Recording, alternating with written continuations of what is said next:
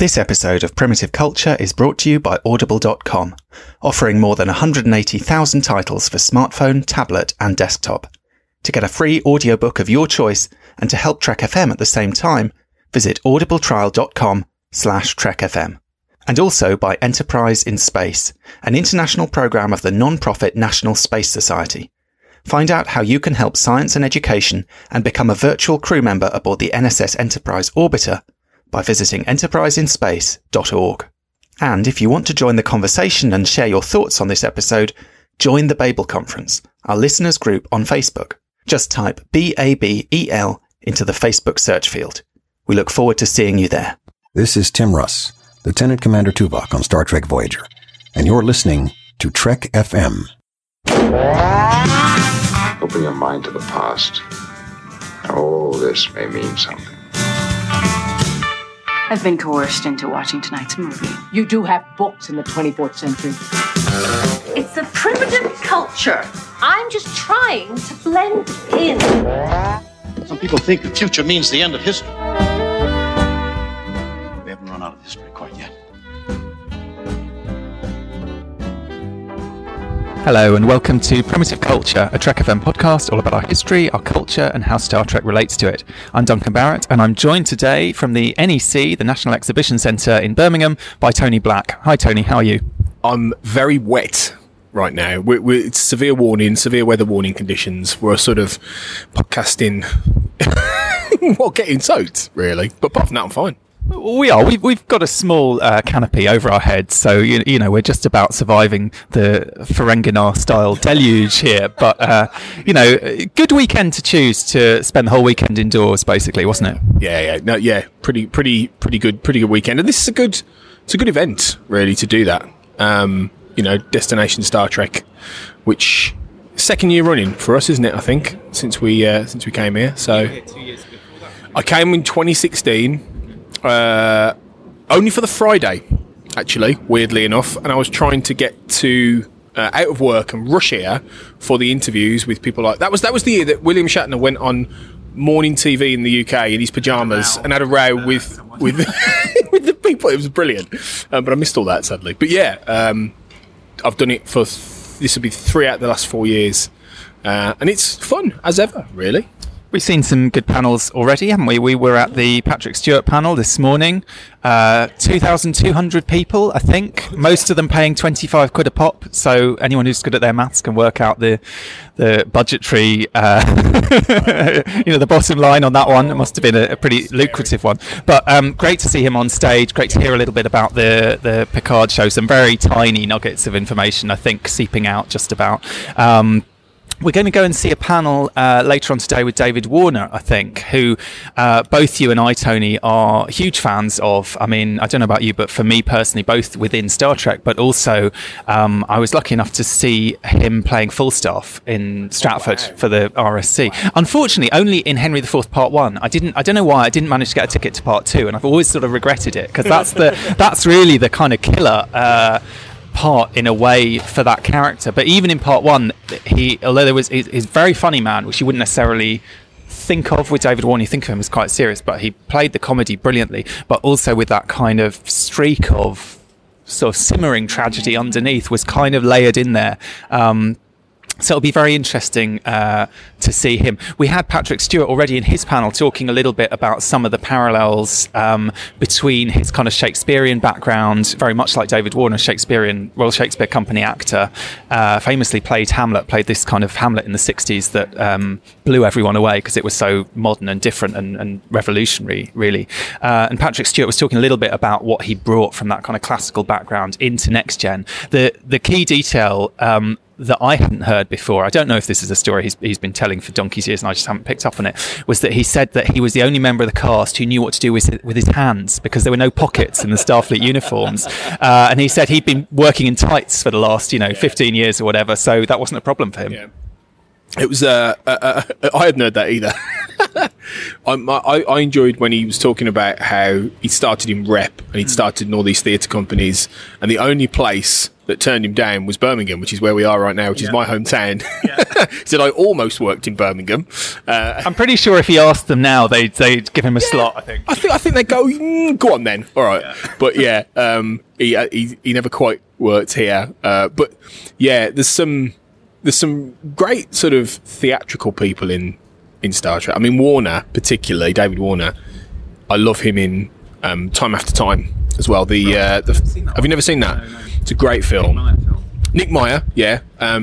His second movie, I think he did after the 7% Solution, or 70%. The Sherlock Holmes one, anyway.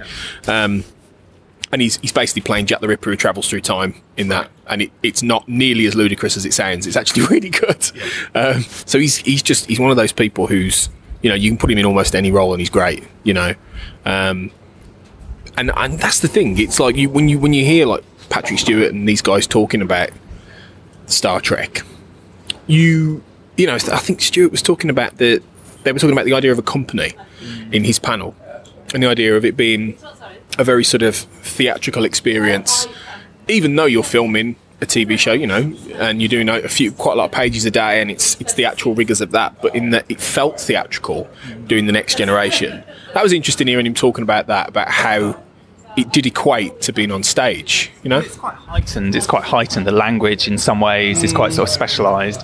It's not sort of kitchen sink drama, if you know what I mean. And I think that's one reason they often did go to those kind of actors when they were casting. I mean, actually, at the opening ceremony last night, J.G. Hertzler, I don't know a huge amount about J.G. Hertzler's background, but just in his sort of 2 minutes on stage, he got up and bellowed a few lines of Shakespeare in a very kind of theatrical way that actually you could see a direct line almost between that kind of delivery and someone like Martok, who is a kind of larger than life character. So I think there's always been those sort of links between those worlds. And actually, funnily enough, I mean, talking about repertory theatre, a year ago when we were here, we recorded a podcast talking about Star Trek and kind of the repertory idea and the kind of playing different characters and so on.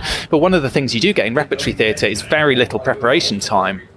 Patrick Stewart saying today he didn't get to know the cast of the Picard series. I found this kind of strange because we've always heard what a transformative thing it was for him with the Next Gen cast to finally sort of let those barriers down and get to know them after a year or so. Which seems like the same thing's happened again. He said basically he was working so hard he didn't really ever exchange words with any of them off set until they'd pretty much wrapped filming, or until they went to their first convention together, and then they went out for dinner and he kind of got to know them all.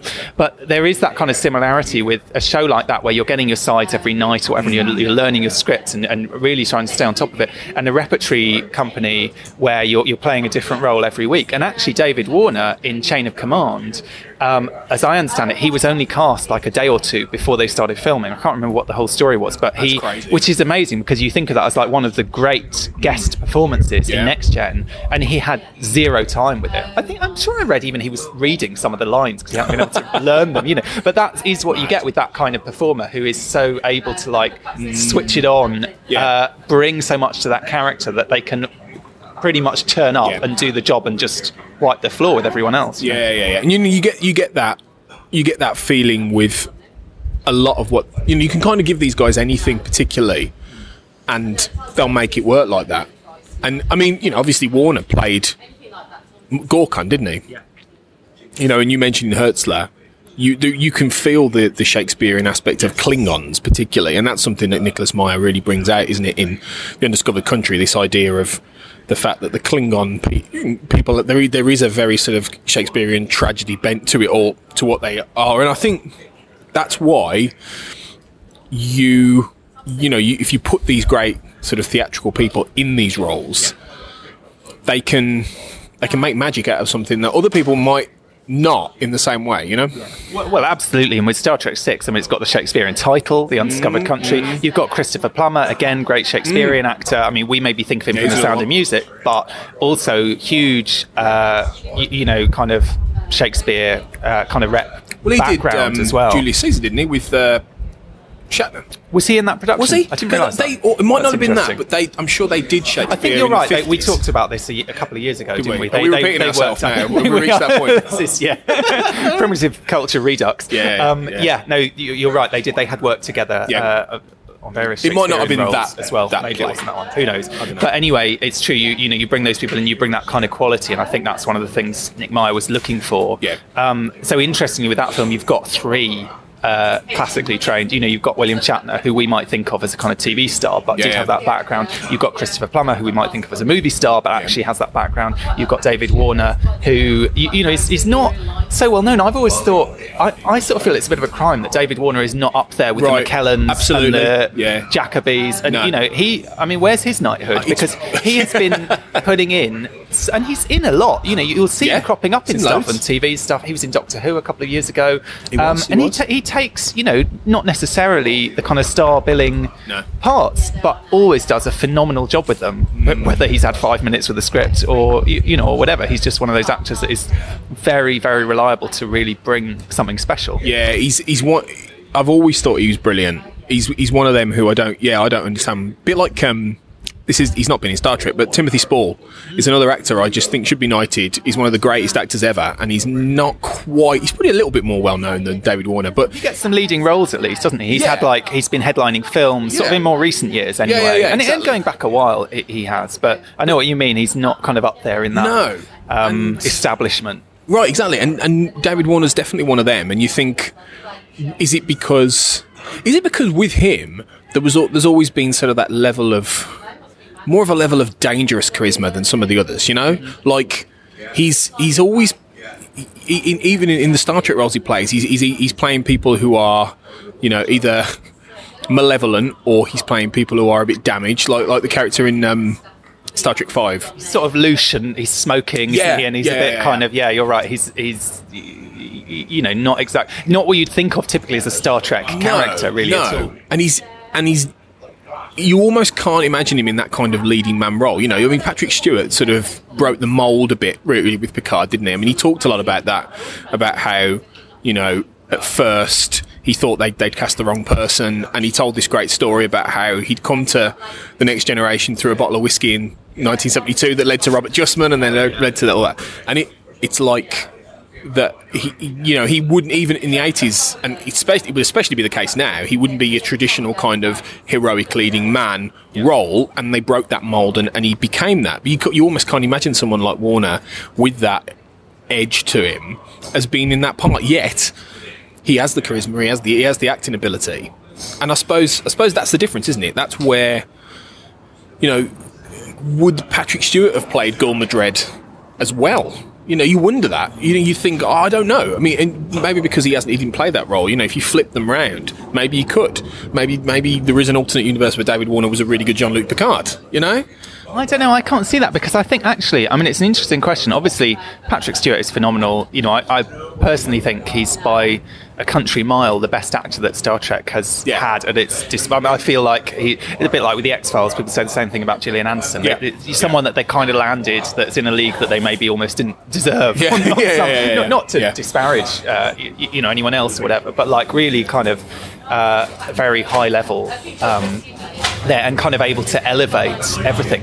But actually, I'm not so sure. I'm trying to think. I have seen one or two films where Patrick Stewart plays a villain, and it's not to say that he can't do it, but I do think that one of the things that's quite special about him is that kind of not just authority in terms of command and so on, but moral authority. And that's what you get with Jean-Luc Picard. That is why he is the most idealistic of the captains in some ways, the most principled. And of course you get that again with X-Men, his character in X-Men, there it's him and McKellen. I'd say McKellen has more in common with David Warner, that slightly kind of mercurial quality, that slightly kind of a bit of an edge to him. Whereas Patrick Stewart, you feel like you're getting sort of what you see is what you get. Do you know what I mean? You can trust this man as well as... It's innate. And that is part of his... performance as Picard, is that he is absolutely someone that you would go to the wall for. You would trust him. He will never do the wrong thing. And I don't know whether that's something that it'd be an interesting experiment to swap those roles. One of the things they're doing this afternoon actually is various of the actors here are, I believe they're doing script readings, and I wasn't quite sure what they were reading to begin with, because on the programme it just says they're doing a script reading, but in fact apparently what they're doing is reading roles from other Star Trek series. So they have, and you get this with Doctor Who, because I don't know if you've seen the videos they made of Sylvester McCoy doing a Peter Capaldi speech, No, I haven't or seen that, they've no. kind of been like sort of remixing sort of greatest hits of Doctor Who, where they get to perform along the idea that, you know, these are all the same character, and that really something that's written for one Doctor should actually be, interchange, and it would be performed differently, and it might read slightly differently, but actually the kind of heart of what they're saying should be, it's the same character speaking. So it's kind of interesting question. But I actually thought, because I was speaking to Dominic Keating and Conor Trinier yesterday, because they're doing one of these sessions. David Warner's doing one as well this afternoon. And I sort of assumed when it said script reading, it was the two of them, that they were going to be doing it like a reenactment of Shuttlepod One, because people have been saying for years, you know, oh, Shuttlepod One is like a stage play. It's just the two of them in this tiny room with a bottle of, you know, bourbon or whatever, and a kind of, and it's quite dramatic. It's quite sort of self-contained and so on. So I sort of assumed that they were actually making good on that, not least because they've actually put a shuttle pod, not an Enterprise shuttle pod, but a little a Voyager one, I think. Is it Delta Flyer? Did Delta Flyer have shuttle pods? I don't know. I mean, Delta Flyer sort of is a shuttle, isn't it? Oh, yeah. I don't know. Yeah. No, this looked more like. I don't know what it. To be honest, someone will inform us what exactly it's meant to be. But it looks like sort of Voyager era. Yeah, I know. I had my picture taken next to it. I should have asked. What is this? I know exactly. Yeah, but that is one of the kind of photo opportunities they've been doing. That it is this little shuttle pod. So again, that sort of put me in the mind that this was maybe what they're doing. But as far as I know, that is not actually what they're doing. But it did make me think, I mean, as much as Star Trek has attracted these kind of actors with theatrical backgrounds, there are also those episodes, and they're often very well received episodes, where Star Trek really goes into that sort of almost black box theatre mode, strips away all the kind of special effects, strips away the space battles, strips away the kind of geopolitics, strips away the big picture, because, you know, there is a kind of space opera element that is very big and broad and expansive, and goes into quite small, personal, often like two-handers. I mean, so there's that episode, Shuttlepod One, be a good example of that. Even just within Enterprise, there's that episode where Archer and Degra are stuck in a shuttle, and there's stuff going on outside, but a lot of it is the kind of intimate dynamic between the two of them. Chain of Command Part 2, one reason it's so different from Chain of Command Part 1 is it is basically just those two guys in a room, you know, pretty much chewing the scenery, putting in these blinding performances. I mean, Patrick Stewart researching with his videos from Amnesty, and, you know, really putting in one of his best performances in the show. David Warner, as I say, you know, reading it off the back of an envelope and nailing it somehow, and just really creating that incredible dynamic and that incredible interaction between them. And then the other one that comes to mind for me, of course, is Duet. You know, many people say best episode or one of the best episodes of Deep Space Nine, most of which is two characters, you know, in one room, essentially, hashing it out. Waltz is another good one. Yeah, absolutely. Waltz would be another good example. And you know, there are other things going on in these kind of episodes, but they are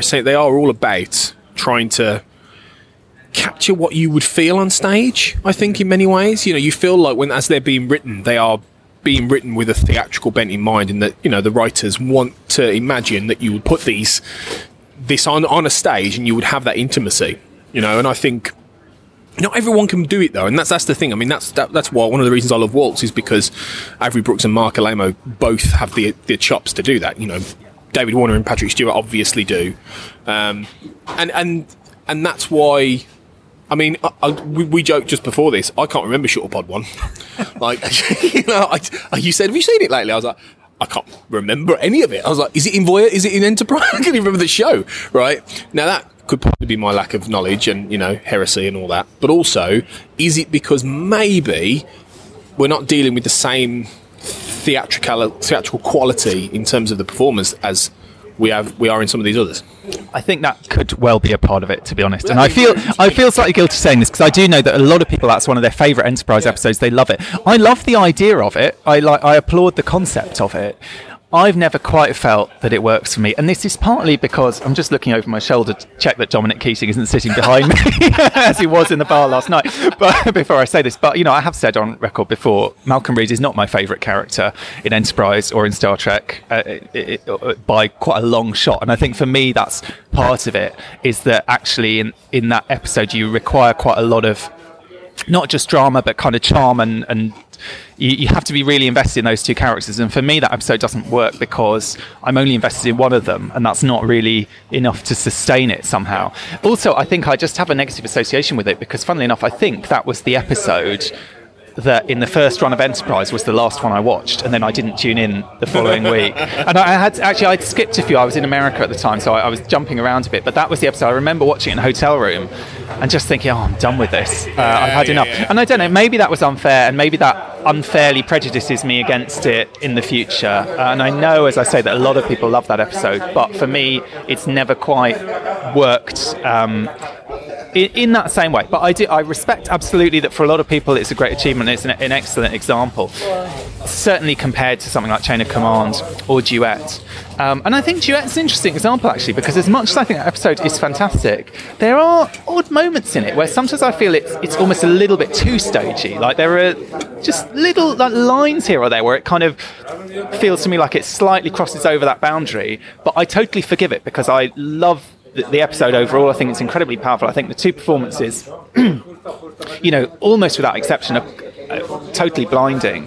And that's a good example because you wouldn't necessarily have thought it's not Patrick Stewart and David Warner. Nana Visitor is this unknown actress in this show. They've given her a really meaty thing to do at the end of that first season, and she absolutely rises to the occasion. But I mean, that was quite a statement of confidence in a way in that actress and in that character to give them something like that to do. I can't really think of an episode of Next Generation where you get something comparable with one of the, with anyone other than Picard really being handed something that kind of meaty to sort of deal with that early on. No, I'm racking my brains trying to think here, really. I think it's because, maybe it's Deep Space Nine and the fact that it has more of a theatricality to it in some respects than the Next Generation, even though I think as a company the Next Generation is maybe a little bit more fluid. You feel little bit like those performers are more geared towards television, and the way television works and the visual side, whereas you do feel with the casting with Deep Space Nine, they did cast more, and not just the main cast, but a lot of the supporting cast. Like you mentioned, J.G. Hertzler, Andrew Robinson, proper thespians, I suppose, who you feel were more capable of being able to pull off monologues, being able to pull off these kind of intimate scenes and hold the screen. Because there's something about it, that magnetic presence on screen. And much as it's great, all the Next Generation cast are really good in their own way, I don't know if they're all magnetic performers that can hold an episode on their own. I think maybe the only other one might be Michael Dorn. I feel like maybe that's because he's a Klingon and there's something about the way that they've written. I don't know. Maybe a lot of it's in the writing, because that's one of the things Patrick Stewart talked about with Picard, because there was a lot of it was really interesting because he talks a lot about how it took a lot to convince him, as a 35-page Bible, which we'd love to get our hands on. That would be the leak to have round about now. Is this 35-page document which sold this Picard series to him? See what it was they put in there that really talked him round. Yeah, and what he was saying was that that a lot of the appeal behind it was that it was in the scripts, that what they were going to be talking about, the richness of that was going to be there. And that's the thing. Maybe a lot of the these great episodes, you've also got to look at the writing and what these performers are given, and almost to all of those episodes. And maybe this is where Shuttlepod One doesn't quite strike the same kind of chord, unless you're a big fan of those characters and that kind of thing. That it's what's on the page which allows these performers to really elevate, what is there, And does it ever sort of transcend the concept? You've got the kind of high concept idea of how that episode is going to work, but ultimately a lot of it is in the execution. And I think you're right, what Patrick Stewart was saying, which I think is absolutely the case, is with the Picard series, okay, we know Patrick Stewart's going to be great. He never gives a dud performance. That's pretty much guaranteed. We know they're going to get another cast of good actors to play whatever roles they come up with. We know the special effects are going to look top notch. We've seen Discovery. We know they can do all of that. It's going to have high production values. It's going to be classily packaged. The only real question is, what is the story going to be, and are they going to make it a compelling story? And even we've talked about Discovery.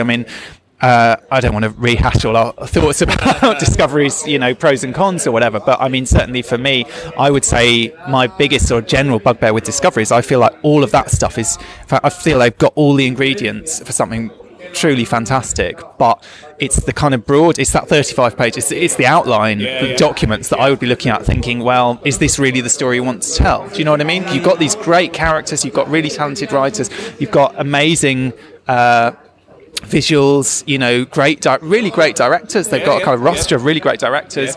All of that is in place, but ultimately what's going to make it sink or swim is, what is in the outline? What are the stories that we're getting, and are they up there with, if you think of Next Gen, it's those classic, it's something like Chain of Command, it's something like Darmok, something, these stories that really stand the test of time. Are we going to get more of those? And some of these ones you mentioned there from the 90s, they don't all look great.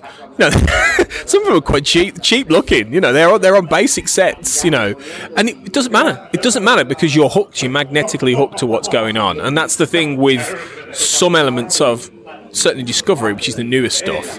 The visuals are all there. It looks amazing. Is it always on the page? Is it always in the performances?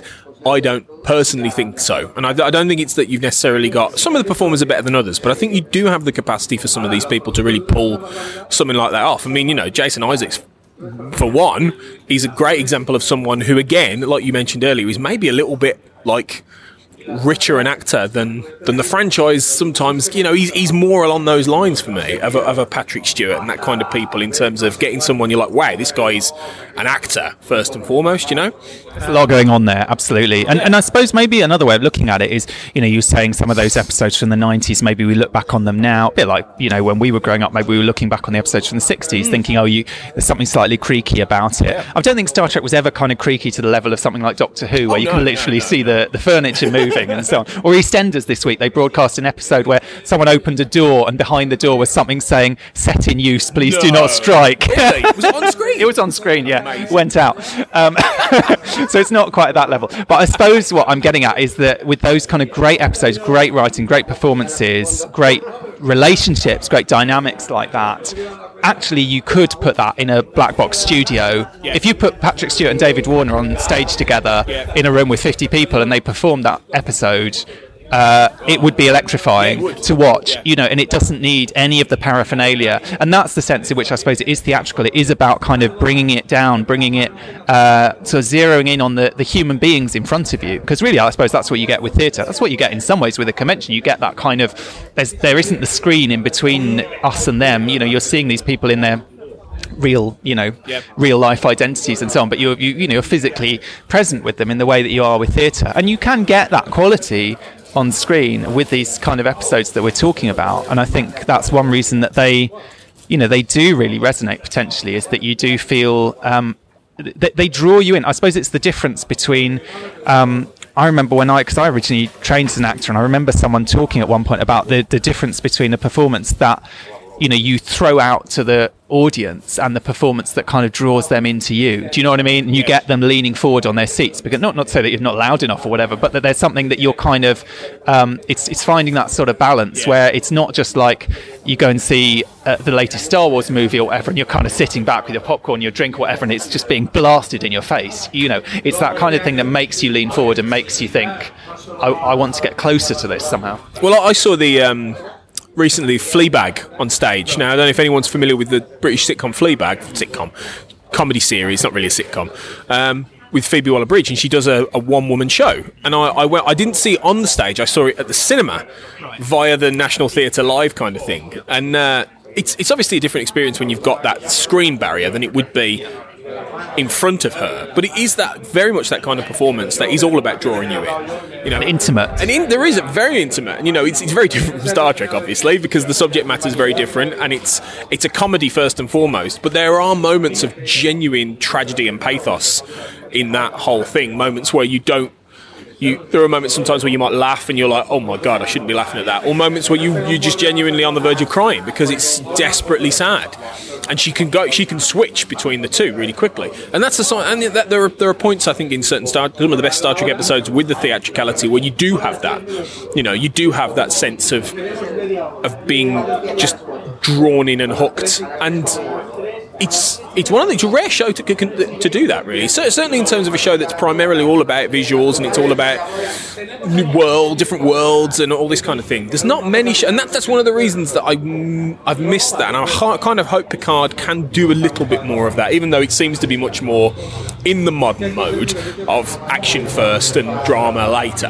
I'd like to think there are certain points of it where we can really see Patrick Stewart act, as opposed to just deliver great lines in his great way. I want to see him given the meat to chew on, and you hope, even for a show that has to be propulsive and has to tell a story, that you'll get that and that won't be lost, because it would feel like a real lost opportunity, wouldn't it, for someone of his caliber? Absolutely. I think Fleabag's an interesting example, actually, because although that was a very successful TV series, of course, that started off as you said, as a one-woman show, but not even a one-woman show in the West End. It was a one-woman Edinburgh show, because I saw recently someone tweeted out the original Kickstarter page for Fleabag. It's still online. You can go and watch their pitch video where they're all saying, give us some money, we need 3,000 quid to put this show on in Edinburgh. I mean, amazing to go from those sort of humble beginning to the level of success that show, and particularly Phoebe Waller-Bridge, has had. But you see, she again is a supremely talented writer. I mean, now she's writing James Bond films and getting work in Hollywood and all that sort of thing. But it doesn't matter, because the writing is good enough, and she's a very good actor as well. You can just have her on a stage. If you've ever been to the Edinburgh Fringe, probably in the back of a pub somewhere or under. I did a show there once that was in a kind of cellar where there was water dripping down on the audience throughout the whole show. I mean, you're not. Yeah, pretty much. You're not a million miles away from where we're recording right now. But I mean, it's all about the performance. It's all about the writing. It is about that intimacy, because you're not getting even the level of kind of whiz bangs that you get if you go to a kind of professional sort of commercial theatre. In a sense, you're getting absolutely, it's stripped down to that level, and it does make me think, you're right. I think what we hope with the Picard series is that we're going to get, you want to know that when they did the script reading for that show, everyone was on the edge of their seats, because that's when there isn't any of the special effects, there isn't any of that stuff going on. There's got to be something really electrifying on the page, and hopefully they've got a great writing team together. They've got a Pulitzer Prize winning writer running the whole thing. Hopefully this is going to deliver on that. Yeah, and it's hard to say, isn't it? Because the trailer suggests something different, but then trailers always do, don't they? Trailers have got to sell it to the masses. I'd be surprised if Patrick Stewart signed up to anything where it's just going to be whiz-bang action and nothing else. He's going to have wanted a really serious, dramatic through line for his character and the chance to act. Otherwise, he wouldn't have done it. And as I said, he resisted. He said, I went to the meeting and it was a no. It was a no. 100% it was a no. And something changed his mind. We don't really know what that is yet. He did suggest it was the world building to some extent and what they'd done with it, but something in that changed his mind, and it will be interesting to see if that something is something that allows him to act and allows him to bring that out in Picard. Because let's face it, Picard's best moments, excuse me, Picard's best moments are ones that are where he's delivering a monologue, or he's there are four lights, or things like the inner light, where he goes through something really powerful, something you could almost imagine on stage. And I think that is the core element of someone like that. And you just want to, what's the point in bringing Picard back if you're not going to do that? Absolutely. And I suppose this is sort of interesting, what are Star Trek's roots? Is Star Trek's roots in kind of space opera? Is it in, if you think even back to the original series, or is it in, the thing everyone loved about the original series was these three characters and the conflict between them. And you could, stick them in an elevator for 5 minutes and you get a scene out of that, And Deep Space Nine, again, one of the reasons people love that series, the character interplay, the kind of drama that, we talk about writing, but it's specifically writing for characters as much as writing for plot. I would say those are the kind of strengths. And Voyager, which I love, I think a lot of people would say the thing about Voyager is they had good sort of high concept storytelling, maybe not quite such an emphasis on the characters. And certainly when you come to Picard, there's a reason that's the character that everyone is so excited to see coming back, because he is such a rich, such a deep, such an interesting, compared to the rest of the Next Gen cast. I mean, I think in some ways, you know, maybe it is a good thing that he's the one that this series is sort of focusing on, because he's the one with the real, they've always sort of made it his story, particularly going through the movies and everything. They sort of had to do that to some extent, but he is the one that, you know, can always carry the episode. You know, you couldn't have brought the others back without him. You know, it was. I mean, you could probably say that for the majority of the shows. Oddly enough, maybe the one that might get away with it is Deep Space Nine for a plot reason more than anything else. But ultimately, I think if you were to do a revamped DS9 and do a Series 8, the whole through line would be: is Sisko coming? When is Sisko coming back? You know. So ultimately, it would lead back into him. I think the other captain, though, who I think is towards Patrick Stewart in terms of that theatricality and that skill, is probably Janeway. It's probably Kate Mulgrew, because she again is a great Broadway sort of actress. You know, she played Katharine Hepburn, and we also attended the novel panel with John Van Sitters and Una McCormack, James Swallow, and there was a reveal in that, wasn't there, about how Una McCormack is writing a Catherine Janeway novel. Una McCormack, an autobiography, even. Yeah, an autobiography. And Una's obviously been on this show with speaking to you, Duncan, and she's doing one of the autobiographies, and there's been a Kirk one, there's been a Picard one. And where's Sisko's autobiography? That's what I wanted to know. Well, when he gets Are they waiting? They're waiting for him to get back and write it. Yeah. Because otherwise, if he writes it in kind of prophet speak, it'll be basically unreadable. Yeah, exactly. Yeah, we need him to get back, and he can write it as a human. But or just get Jake to ghost it. I mean, surely that would be the obvious choice. Jake can just do it. Yeah. But and you know, she talks about how she's researching Kate Mulgrew and reading about her performing Hepburn on stage and all this kind of thing, and you know, reading her own biographies, which are fantastically written as well. I don't know if you've read any of Kate Mulgrew's books, but really beautiful writing, really interesting. Yeah. And she was here last year for Destination Star Trek, and I remember her panel. I don't know if you were in her panel, but I thought that was fantastic. She was really great. You know, even just talking as herself, she's really magnetic and funny and charming on stage. So, and she brought. Much as all, I don't love Voyager. I think she was a great character and she was really well performed. And I really hope one day she pops back up in Picard. And I think there's a good chance she might, to be honest, in a future season. Janeway wouldn't surprise me at all, because I think she's still a really great actress. She's still performing. She's still involved in various different things, and she brought a potential Shakespearean gravitas, I think, to that. You know, and you don't always get that in performers, and that's why.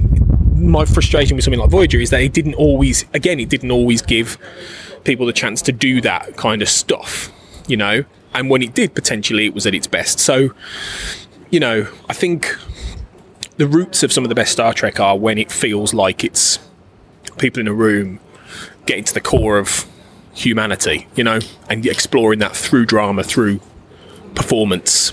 Because in a way, ultimately, that's what Star Trek is, to a certain extent. I mean, if you think of something like an episode like the Corbomite Maneuver, that is almost a stage play in a way, but basically all of the action of that episode takes place on the bridge, pretty much. It's a very tense, very you know, sort of heavy weighted, dramatic situation that they're in this quite confined space. And there is that sense, I think, of, you know, the bridge of the starship. I think we talked about this a couple of years ago when we were talking about Shakespeare, you know, especially if you look at the bridge of the Enterprise D, you can see why Patrick Stewart might be at home there, because it is basically a Shakespearean stage. It's got your doors on either side, you've got a throne in the middle, you know, you've got this kind of ramp coming down. You know, it's a very theatrically designed space, even more so than the original series bridge. But the original series bridge as well, you've got these kind of balconies around the back. In effect, you've got levels and layers. You know, it is a very, and maybe that resonates on some level with us kind of historically, that we kind of, I don't know, even unconsciously sort of pick up on that. But the kind of dramatic potential of that space is huge. And that is really the core of where these stories, obviously stories don't take place wholly on the bridge, but that is the kind of central location. That's the central place. That's the heart. That is the stage that is set for these stories to take place on. All the bridge is stage. And on it there are many players. And that's maybe the thing of Discovery, in that a lot of Discovery doesn't actually take place on, and not as much takes place on the bridge, especially in the first season of that show. Mm-hmm. You know, there's so much more of it either in different places, different parts of the ship, Burnham's quarters, that kind of thing. You don't get the feeling of the bridge in quite the same way in that show.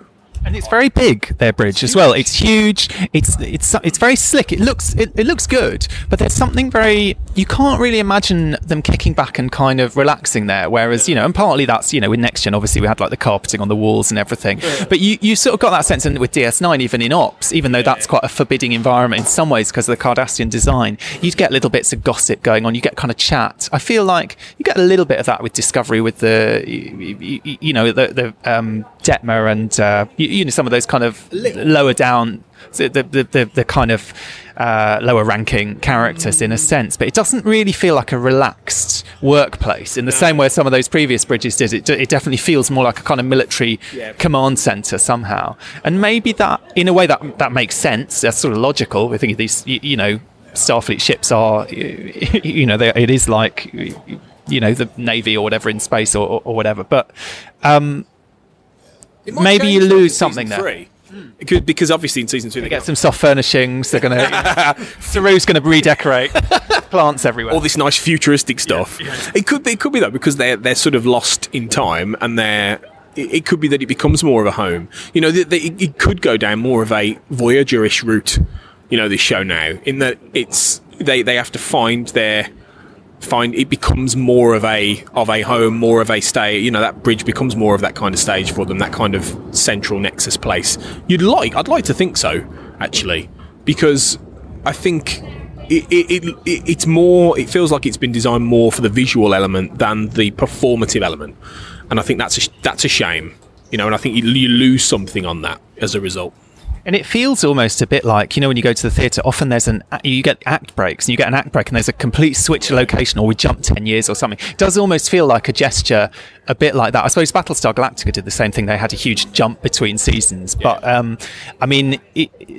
just thinking about whether the kind of traditional theatrical act structures, actually Star Trek has a 5-act structure, at least up until, I don't know whether they still do now, but largely dictated by advertising and so on, just like Shakespeare's plays will have a 5-act structure, which is quite different to a lot of, if you think of like cinema, and cinema typically is written to a 3-act structure, even though you don't actually have intermissions or anything anymore, but there is something about that kind of sense of, I suppose, that a season maybe can seem almost like an act, because it's got one sort of shape to it. It's one sort of fairly self-contained story, the way they're writing these shows now. And then there might be a real disjunct between seasons one way or another. Certainly it looks like that's the way we're going with Discovery. It's like the season is broken up into acts, which is, and I don't think that will happen with Picard. I think Picard will be much more of a singular thing, one story running through. Could be. Well, I've just recently been watching Orphan Black, and that I'm about halfway through the final season of that now, and it really struck me. I hadn't really been thinking about it, but actually, you've been watching this. I've been watching it over the course of a couple of months, I suppose. People originally would have been watching it over the course of 5 years, I guess, but I think only about 3 or 4 months. One of the characters made a reference to something happening 3 months ago or something. I was thinking, I'm sure that was like 2 or 3 seasons ago, but the time frame is so much more compressed than we used to in a way. So these are all the kind of things that are, I guess, up for grabs, that our old assumptions about them are maybe not necessarily going to hold true anymore. We keep coming back to that, I think, in a lot of these discussions, as older fans of the show and of the franchise, in that there are some aspects of it changing that I think we don't love as much as other people might, really. And I always, every time we have these kind of discussions and it comes back to this, I always then start to think, am I that old curmudgeon now? Am I that old, grumpy person who just can't get out of his own way and think forward about? And I don't know, honestly, if I am or not. But I think maybe it's going to change with every sort of generation, really. But I think the core idea of the drama was there right at the very beginning. I think it was there in the 90s, and I think I'd like it to still be there now, and I don't always feel like it is. And I think if you lose that, you lose a little bit of the essence of what Star Trek can be, and the fact that you've now here got these actors talking about this kind of thing, and like you say, doing these script readings, doing these performative things, which we didn't have last year. It almost says to me that that's reminding people of the point of that. It's, I think, okay, yeah, the visuals might make it come alive, but you come for the characters, you come for the performance. Yeah, and I suppose they're emphasising that by, they know that we're here to see the people in the flesh, in a sense, and by getting them to do, not just answer the same questions and tell the same stories ad infinitum, get them to actually, do a bit of acting, do something kind of potentially surprising, or something that does draw you in that way, or, maybe is just kind of comically ridiculous, because I think, as I say, they're swapping parts, and, who knows, maybe Dominic Keating's going to be playing Janeway, or, I don't know. David Warner is Lita. That would be a good one. But however it comes out, well, David Warner, as I say, was a very funny full stop, so you could be surprised. We'll wait and see. Anyway, nothing's off the table. We'd better get off to his panel and see what he's got in store for us there. But pleasure to talk to you always, Tony, and cheers on you. See you all soon. Previously on Trek.fm, Earl Grey. But good discussion. I love talking about the science. And Joe, I love that you bring it up. Justin, I need to stop reading it. I'm sorry. I'm doing my final thoughts, and you're all Justin. Laughing over me. Joe, you need to keep all of this in. This is an intervention, Justin. Okay. Close the window. Oh my gosh. Literary Treks. I talked to Bob Klein, who I had interviewed for Saturday Morning Trek. And he's like, yeah, come on over and let's go look through my garage and see what we find. I'm like, okay. So I drive over there, and I was greeted to two, those fold-out tables that you have for picnics? Two of those end to end with 3 boxes, larger than file boxes, and moving boxes size, and just papers and folders that all had Filmation on it just brought out. Standard Orbit. I bought it when it first came out. I played it for 2 or 3 days, and I went, what is going on? Am I missing something? Is just I'm not a good player? So, and then I checked on the reviews online, and everyone agreed that it was not a good game, and we were all correct. And introducing our newest show, The Line, a Star Trek Picard podcast. I'm so honored that I was chosen to pick Picard, and as a Next Generation fan, he was one of my favorite characters, and so I wanted to, and I know how he's extra special to lots of Star Trek fans beyond even just being the character he played on the series, and so I really felt a huge responsibility to try to give the fans something that was enjoyable, but and honored who he was, even though it was staying true to the fact that he is 20 years older. And that's what else is happening on Trek.fm. Check out all these shows and join the conversation about your favourite corner of the Star Trek universe and beyond. You'll find us wherever you get your podcasts. If you're an Apple user, be sure to hit the subscribe button in Apple Podcasts on iPhone, iPad, or Apple TV, or the desktop iTunes app to get the latest episodes as soon as they're published. And please leave us a star rating and a written review. If you're not an Apple user, we've got you covered as well. You can find our shows on Google Play Music, Stitcher, TuneIn, Spreaker, SoundCloud, Windows Phone, in most third-party apps, and you can stream and download the MP3 file from our website or grab the RSS link. We'd love to hear your thoughts on today's show, and there are many ways for you to do that. The best place to join in the larger conversation is the Babel Conference, our listeners group on Facebook. Just type Babel, B-A-B-E-L, into the search field on Facebook and it should come right up. If you'd like to send us an email, you can use the form on our website at trek.fm/contact. Choose to send to a show and select Primitive Culture, and that will come right to us. You can also find the network on Twitter at TrekFM and on Facebook at facebook.com/TrekFM. If you'd like to help us keep all our shows coming to you each week, you can become a patron of the network on Patreon. Visit patreon.com/TrekFM. That's patreon.com/TrekFM to get all the details. Perks include early access to episodes, exclusive content, producer credits, and more, available through our special patrons website, Patron Zone. It requires a great deal of money to produce, host, and distribute these shows each month, so we really appreciate any support you can give us, and we hope you'll join the team. Again, you can find all our details at patreon.com/TrekFM. We'd like to take a moment now to thank our associate producers on Primitive Culture, Amy Nelson, Clara Cook, and Tony Black. Amy is a presenter of many other shows on the network, and you can find her on Twitter at Miss Amy Nelson. Clara and Tony were two of the former co-hosts of this show, and they'll be popping back from time to time. You can find Clara on Twitter at ClaraJeanMC and Tony at AJBlackWriter.